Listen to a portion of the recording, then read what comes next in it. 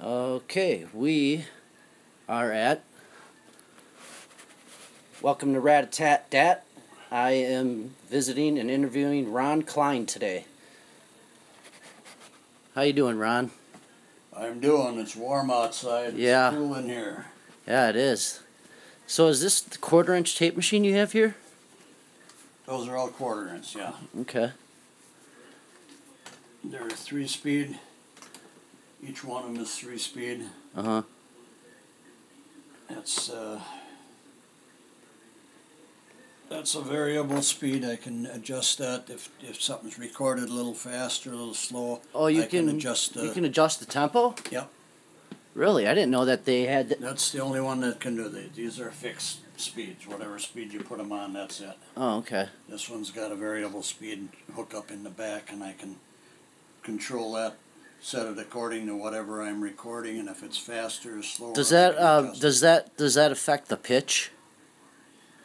Yeah, it will. Yeah, because if you go faster, it'll get a higher pitch, right? You're going to go to a higher key. Yeah. Or higher pitch, and or you could just have the drummer make sure he keeps the same tempo through the whole song. It's most of my recordings are done all on the same machine, and I used it for so many years and so many nights. We played every weekend. For the minimum we ever played was 1 year in one place. Oh. And we averaged between 5 and 7 years in one place, doing every weekend. Oh, wow. And with that, like I said, we set up the recorders and just... You would record your live shows? Everything was live. All of these tapes are... Oh, really? All those reel-to-reel boxes are all live shows. Oh, wow. 5/3/1969? Yep. Oh, my gosh, Ron. I didn't even go back further than that. 1969, 1960... I think probably the oldest one is probably going to be 1957. I'm not sure where that one is. The Sony PR150, I'm familiar with that. I've used 1-inch tape machine. In a band I was in, we recorded a bunch of Milwaukee bands on analog, all on a 1-inch tape machine. Uh-huh. But we never did get a chance to work with quarter-inch. Yeah, these are all... The Beatles recorded on 1/8-inch, right, too? Right here, oh. quarter-inch. Oh, quarter-inch. Those are original Beatles right there. How did you get those? Took a little doing. Little slopping around with different guys. Really? Doing work on guitars or whatever, and ended up with the tapes. So some of them are the actual recordings. That one is. These are copies. That's original. So is that, and so is that one. And then what about this Buddy Holly? What is it? That's a copy. Okay. That's. Most of the stuff that I've got are copies. Why do they say a lot of them say 3 3/4? 3 3/4 is the speed. Oh, okay. You got 3 3/4 and 7.5. 1 7/8 is the slowest speed. I don't have. You'll see a couple up in that pile that say 1 7/8 on them, but most of them are over on that side. Fourth one down says 1 7/8 on it. Right there, right above. Oh yeah, right here. So that's the tempo of the. But that's real slow. That's running really, really slow. And then what's the benefit behind that? Or is there? You can get a lot more songs on. Oh, you have more room. Right. More space. Normally what we did, we would set up the tape recorder and we would start recording at the beginning of the night, and we just set the mics one on each end of the... At that time, we were just using little bitty mics. Yeah. One on each end of the stage. Yep. And we started playing, and we played. Then you got it in stereo. We got two sets off one side of the tape, and then when we took our last break, we'd flip the tape over and get the third set. Okay. We always played 3 sets. Interesting. And our first set was usually like a little more than an hour, and then the rest of them were approximately 45 to 50 minutes. Oh, wow. Yeah, that's usually average, 45 to hour. So that's what we've got on all of our tapes here. So Interesting. this one I don't have set up yet. I just got that a little while ago, and I'll do most of my stuff off of this, running them, running the tape that I want to play on there. Yeah. And I'll copy them either on this one or this one. Oh, okay. So it's Then you have I want to get all of these tapes onto CDs, even though CDs are beginning to yeah. to. But then you'll move it from CD to digital. Yes. So that it can be shared Yes. as a link Craig from. will be doing that for me. Yeah. On that stuff. Yeah. He's Yeah. Shout out to Craig Ballman. This is Craig Ballman's grandfather. Craig Ballman is a local musician, great artist. So. With many bands, he's with Yep. Smoking Bandits, People Brothers Band. Yep. Overserved Gentlemen. Yeah, I really liked that band too. That was a Fat fun. Ma Rooney was one Yep. of their original bands. Yep, I remember them back in the late they still '90s, get early together and 2000s. do big shows. Yep. They do a lot of stuff. They don't play often, but when they do, it's always a very big show. Yeah, it's like a reunion type Right. thing. Yeah. It's once or twice a year is what all they do with that now. And what else? He's playing with somebody else, and I can't think of who that is right now. And he has his own music store that you work at. He has Outpost. Outpost Music in Waukesha. Yep. And Is that on Main? What street is that on? that's on South Street. It's on South Street, downtown, right? Right. Yep. And So that's a cool shop to check out, guys. And I don't know if any of you guys know this, but we're basically from the area Les Paul grew up in. We're in the Waukesha County of Wisconsin. Les Paul was born and raised in Waukesha. Correct. And he was a big influence on, obviously a lot of artists. And I'm assuming, Ron, you've probably know people that either played with Les Paul or went to school with Les Paul. I was at his mother's birthday party, at which he had a show and did autographs for many, many people right there at the show. Nice. The place was so crowded that there was standing room only, and there was a woman ahead of us that passed out, and she couldn't fall down. It was so crowded. Oh my gosh. Just to give you an idea. So, the Outpost Music is at 321 South Street. Here, set it on there, and I'll just.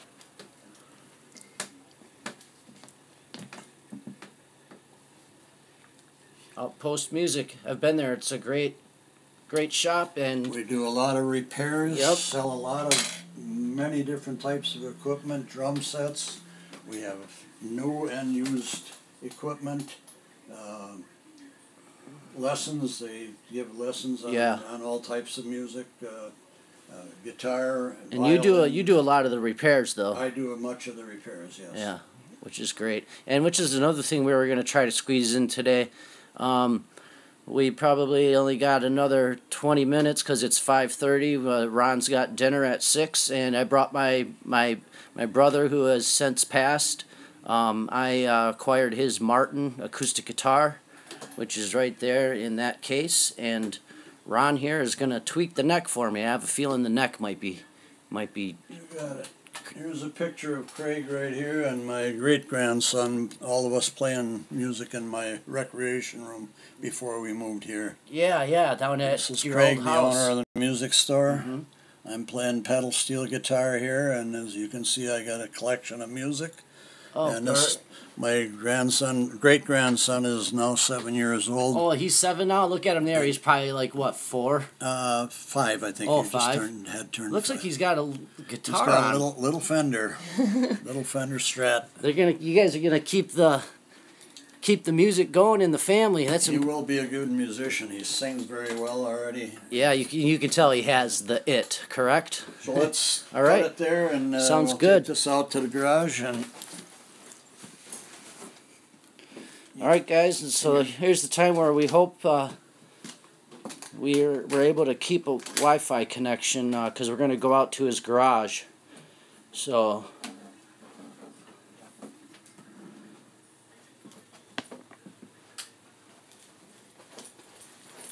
got it? yep.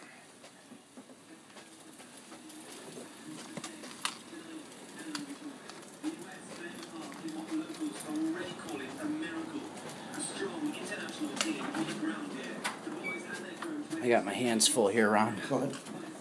It closes itself. Okay.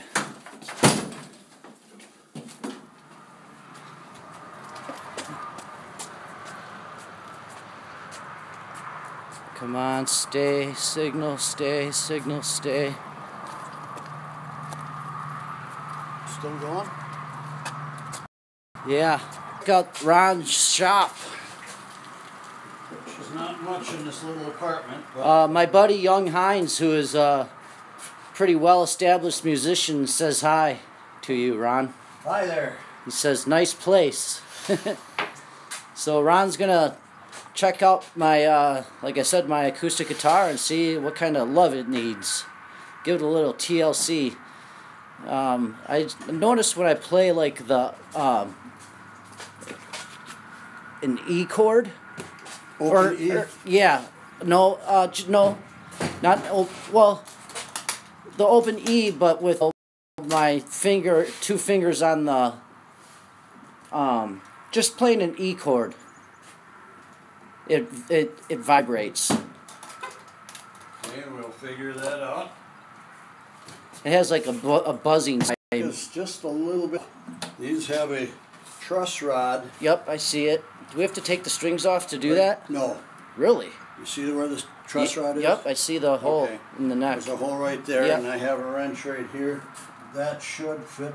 For toughing through that.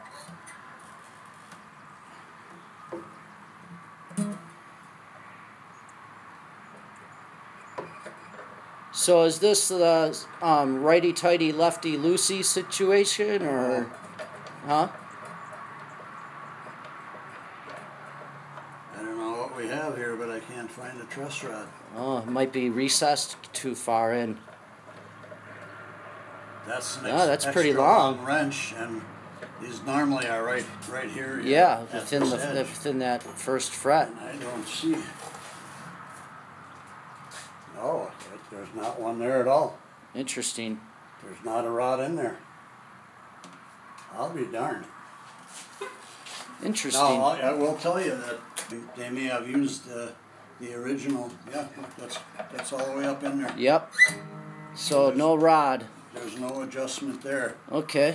Okay, well, let's see what else you got Maybe here. that. Oh, and that pick was my brother's too. So Oh, I you're always gonna save that. You know, yeah. I would love for you to still use it if you'd like. I always have a pick in my pocket. Yeah. Always. Young Hines says that you're probably more of a right, tight, left, loose kind of guy. Cool garage shop, he says.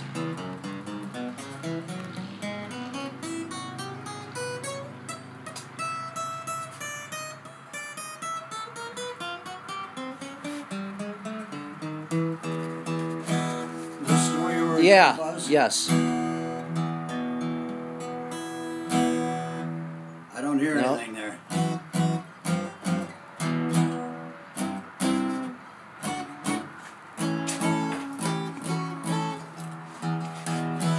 I wouldn't touch it. Yeah. It's Well, I know it was. Sorry to move around here, guys. I just want to try to get comfortable here. I'm on a nice little shop chair here with wheels. there you go. Well, I know the guitar was like $1,500, Yes, at least that. and At least that. but you know, like they just made a shit ton of them. You know what I mean? So there's nothing really all that unique about it, other than the name Martin. You know what I mean? It's like one of those overproduced guitars, I think. Well, Martin still, in my estimation, is the best guitar on the market. Yeah. Taylor, all these newer models, there's a lot of stuff out there. Takamine, all this stuff that there's so many of, and oh, this is the best guitar. Don't believe it. I've had some tailors that I had brought in for repairs. I'm just wiping a little dust Yeah, off, no, that's great. Thank you. from underneath here. Yep. You could use a set of strings on here. Oh, really? Those are probably I'll guarantee. I'm not 100% sure if my brother changed the strings or kept the strings. That it doesn't have a number. They usually have a decal right in the middle of here, serial number. Custom one. Put my glasses on there. It's a little smaller print than I'm used to.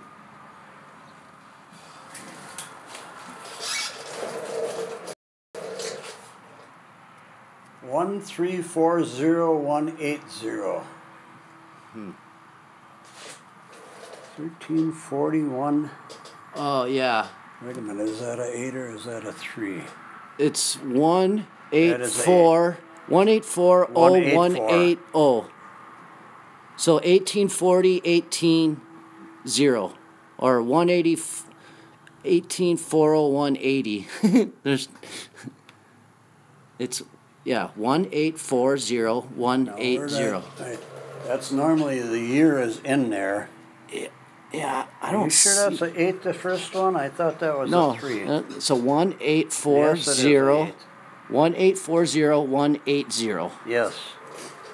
Do you know what if that's a decent model? Like I said, it was probably, you go to fucking, excuse my language, Guitar Center, and there's a million guitars all the same. You go there and there's probably 10 of those you could buy. See right here, from here to here, where the strings are really wearing. Yeah. You should get a different set of strings on there. Back here too, you see it. Yeah. See where the shine is gone. There's just something about it where I don't want to change them because I know those are the strings my brother played. So I'm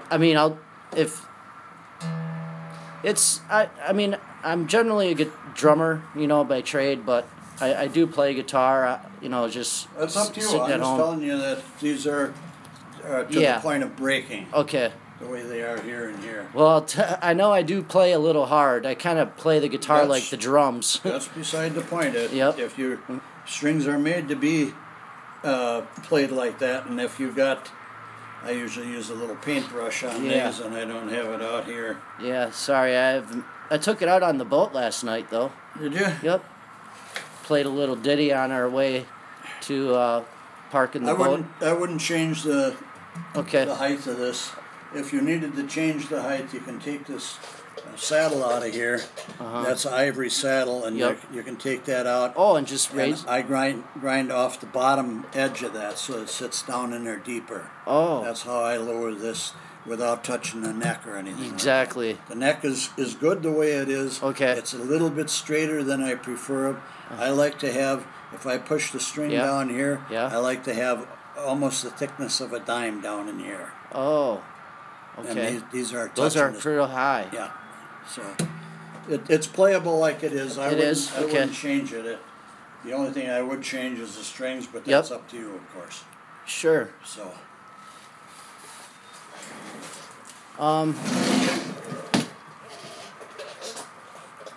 Any questions? Yeah, I was just curious, what bands you played in. My all those recordings. Been called the Countryman for many, many years, which is right behind you there. It still is. We have a booking at Stoley's Hog Alley on 15th of July, and then I got another one in September for a car show over in Genesee. Oh, Genesee, that's where I grew up. And this is for S&S Research. And that's the Countrymen that are playing those two shows? Yep.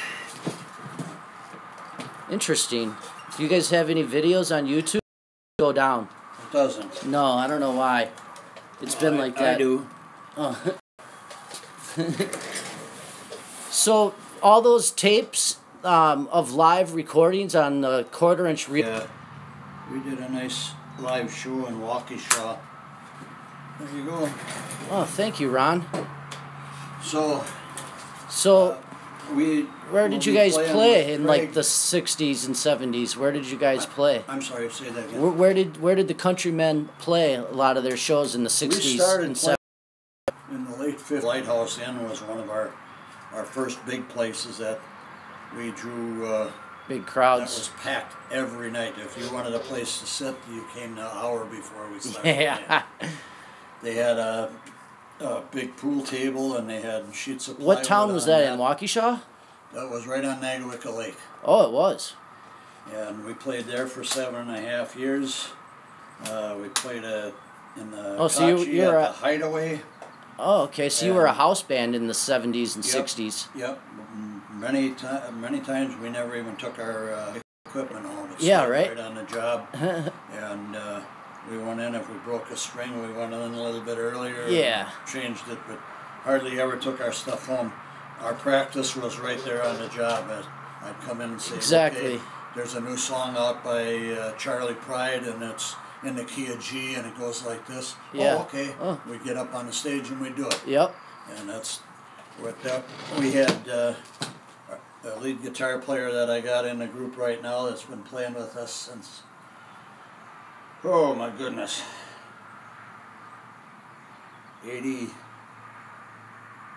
83, I believe he started with us. Oh yeah, was he a younger guy, a younger cat? Mike Gallenberger. He's the one that owned the music store before Craig got it. Oh, okay. And he said he would come and play with us every weekend as long as we never practiced. That's right. He traveled very much. Sure. Ran the music store and went didn't have time. Illinois real often, and Minnesota to all the different music Well, the stores. good musicians don't need to have band practice every night, especially if you're gigging every weekend.